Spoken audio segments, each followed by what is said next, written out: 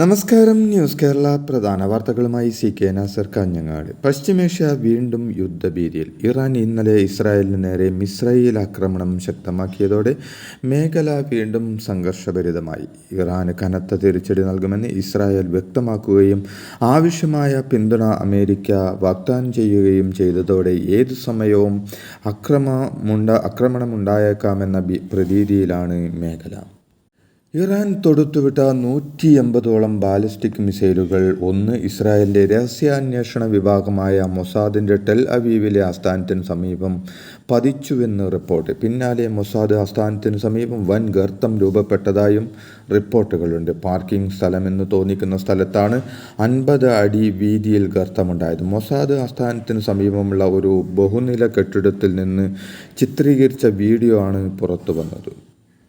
ഇറാൻ്റെ മിസൈൽ ആക്രമണത്തെക്കുറിച്ച് മുന്നറിയിപ്പ് നൽകിയിരുന്നതായി ഇസ്രായേലിലെ മലയാളികൾ വ്യക്തമാക്കി. സുരക്ഷിതമായ ഇടങ്ങളിലേക്ക് മാറാൻ നിർദ്ദേശിച്ചിരുന്നതിനാൽ അപകടം സംഭവിച്ചില്ലെന്നും സംഘർഷാവസ്ഥ നിലനിൽക്കുന്നതിനാൽ ആശങ്കയുണ്ടെന്നും അവർ പറഞ്ഞു. ശുചിത്വ കേരളം സുസ്ഥിര കേരളം ലക്ഷ്യമിട്ട് സംസ്ഥാനത്തൊട്ടാകെ സംഘടിപ്പിക്കുന്ന മാലിന്യമുക്തം നവകേരളം ക്യാമ്പയിന് തുടക്കമിട്ട് മുഖ്യമന്ത്രി പിണറായി വിജയൻ. ഗാന്ധി ജയന്തി ദിനത്തിൽ തുടങ്ങി സീറോ വേസ്റ്റ് ദിനമായ 2025 മാർച്ച് 30 അവസാനിക്കുന്ന വിപുലമായ ജനകീയ ക്യാമ്പയിനുകളാണ് ഇന്നലെ തുടക്കമായതെന്നും കേരളത്തെ സമ്പൂർണ്ണ മാലിന്യ വിമുക്തമാക്കുന്നതിനായി മാലിന്യ നിർമ്മാർജ്ജനവും സംസ്കരണവുമായി ബന്ധപ്പെട്ട എല്ലാ മേഖലയെയും ഉൾക്കൊള്ളുന്ന പദ്ധതി 2024 മാർച്ച് മുതൽ നടപ്പിലാക്കി വരികയാണെന്നും മുഖ്യമന്ത്രി പറഞ്ഞു. PV അൻവറിനൊപ്പമില്ലെന്ന നിലപാടുമായി KT Jaleel MLA. PV അൻവറിന് രാഷ്ട്രീയപരമായ വിയോജിപ്പ് അറിയിക്കുമെന്ന് അദ്ദേഹം പ്രതികരിച്ചു. CPM-നോട് ചേർന്ന് പ്രവർത്തിക്കുമെന്നും വെടിവെച്ചു കൊല്ലുമെന്ന് പറഞ്ഞാലും മുഖ്യമന്ത്രിയെയും CPM-നെയും തള്ളിപ്പറയില്ലെന്നും ജലീൽ പറഞ്ഞു. CPM-നോടും ഇടതുമുന്നണിയോടും നന്ദികേട് കാണിക്കില്ലെന്നും അൻവറിനെതിരെ പാർട്ടി പറഞ്ഞാൽ പ്രചാരണത്തിനിറങ്ങുമെന്നും ജലീൽ വ്യക്തമാക്കി. മുഖ്യമന്ത്രിയുടെ പൊളിറ്റിക്കൽ സെക്രട്ടറി P. ശശിക്കെതിരെ CPM നടപടി എടുത്തിട്ടുണ്ടെന്നും 2 വീടുകളിൽ കയറി പെൺകുട്ടികളെ ബലാത്സംഗം ചെയ്യാൻ ശ്രമിച്ച പരാതിയിലാണ് നടപടിയെടുത്തതെന്നും KPCC അധ്യക്ഷൻ K. സുധാകരൻ പറഞ്ഞു. P. ശശിയുടെ ചരിത്രം പരിശോധിക്കുമ്പോൾ PV അൻവർ ഉന്നയിക്കുന്ന ആരോപണങ്ങൾ ശരിയാവാനാണ് സാധ്യതയെന്നും K. സുധാകരൻ പറഞ്ഞു. BJPയുടെ തണലിൽ വളരുന്ന കാട്ടുകുരങ്ങനാണ് മുഖ്യമന്ത്രി പിണറായി വിജയൻ എന്ന വിമർശനവുമായി K. സുധാകരൻ. അതിനെ തൊടാനും പേടിയാണ്, തൊട്ടില്ലെങ്കിലും പേടിയാണ്. CPM തകർന്ന് തരിപ്പണമാവുകയാണെന്നും ഇത് അറിയാൻ കഴിഞ്ഞ തെരഞ്ഞെടുപ്പിൻ്റെ ഫലം നോക്കിയാൽ മതിയെന്നും K. സുധാകരൻ പറഞ്ഞു. മുഖ്യമന്ത്രിയുടെ അഭിമുഖം വിവാദമാക്കി മുസ്ലിം ലീഗ് തെറ്റിദ്ധാരണ പരത്തുകയാണെന്ന് മുസ്ലിം ലീഗ് മുതിർന്ന CPM നേതാവ് A. വിജയരാഘവൻ പറഞ്ഞു. PR ഏജൻസികൾ അന്യ രാജ്യങ്ങളിൽ നിന്നും വന്ന രാജ്യവിരുദ്ധ ശക്തികളാണോ എന്നും അതിലെന്താണ് ഇത്ര തെറ്റെന്നും A. വിജയരാഘവൻ ചോദിച്ചു. മലപ്പുറം എന്നാൽ മുസ്ലിം ലീഗ് മാത്രമല്ലെന്നും മലപ്പുറത്തെ വർഗീയമാക്കുന്നത് സമൂഹത്തിന് ഗുണം ചെയ്യില്ലെന്നും തദ്ദേശ നിയമസഭാ തെരഞ്ഞെടുപ്പ് ലക്ഷ്യമിട്ടാണ് ലീഗ് ഇത് ചെയ്യുന്നതെന്നും A. വിജയരാഘവൻ കൂട്ടിച്ചേർത്തു. PR ഏജൻസി കൈസനെതിരെ കോൺഗ്രസ് പ്രവർത്തക സമിതി അംഗം രമേശ് ചെന്നിത്തല. വരാനിരിക്കുന്ന മഹാരാഷ്ട്ര തെരഞ്ഞെടുപ്പിൽ BJPക്കും സഖ്യകക്ഷികൾക്കും വേണ്ടി കർട്ടന് പിന്നിൽ നിന്ന് പ്രവർത്തിക്കുന്ന PR ഏജൻസിയാണ് കൈസൻ എന്ന് വിവരം ലഭിച്ചതായി അദ്ദേഹം ആരോപിച്ചു.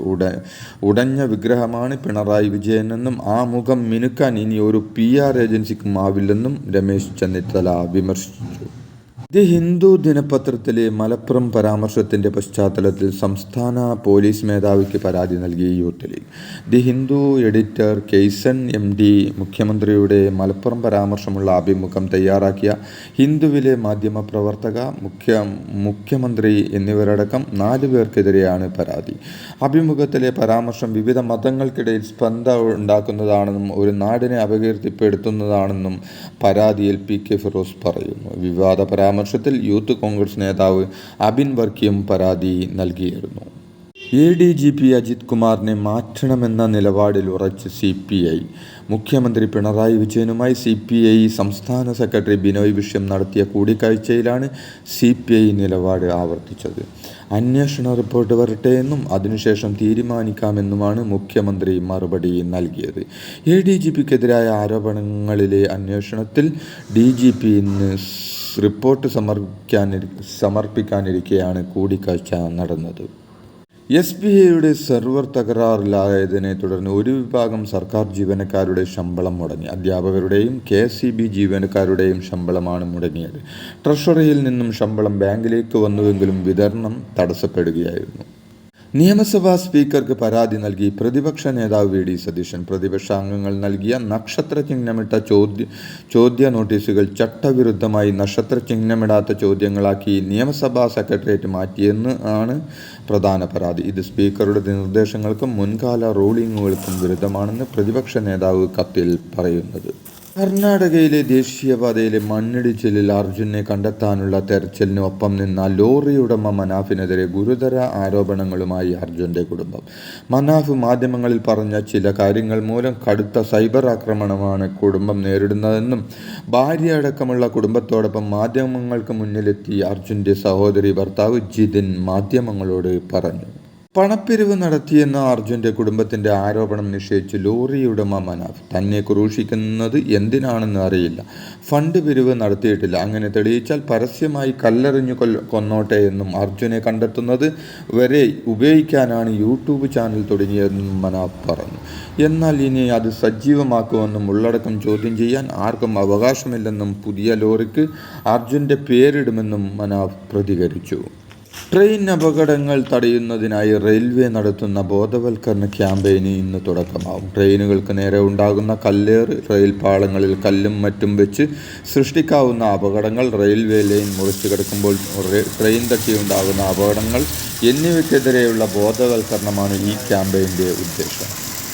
വേണാടിലെ ദുരിതയാത്ര വാർത്തയായതിന് പിന്നാലെ കോട്ടയം എറണാകുളം പാതയിലെ കടുത്ത യാത്രാക്ലേശത്തിന് പരിഹാരമായി പാലരുവിക്കും വേണാടിനും ഇടയിൽ ഒരു മെമു ട്രെയിൻ അനുവദിച്ചു. രാവിലെ 6:15 കൊല്ലത്ത് നിന്ന് പുറപ്പെട്ട് എറണാകുളം ജംഗ്ഷനിൽ 9:35 എത്തുന്ന വിധമാണ് സമയക്രമം ചിട്ടപ്പെടുത്തിയിരിക്കുന്നത്. ഇതോടെ കോട്ടയം എറണാകുളം പാതയിലെ കടുത്ത യാത്രാക്ലേശത്തിന് വലിയ പരിഹാരമാകുമെന്നാണ് യാത്രക്കാർ പറയുന്നത്. കേരളത്തിൽ ഒക്ടോബർ 6 വരെ ഇടിമിന്നലോടുകൂടിയ കനത്ത മഴയ്ക്ക് സാധ്യതയുണ്ടെന്ന് കേന്ദ്ര കാലാവസ്ഥാ വകുപ്പ് അറിയിച്ചു. ഒറ്റപ്പെട്ട ഇടങ്ങളിലാണ് മഴ സാധ്യത പ്രവചിച്ചിരിക്കുന്നത്. ഇതോടെ ഇന്നത്തെ പ്രധാന വാർത്തകൾ സമാപിച്ചു. നന്ദി, നമസ്കാരം.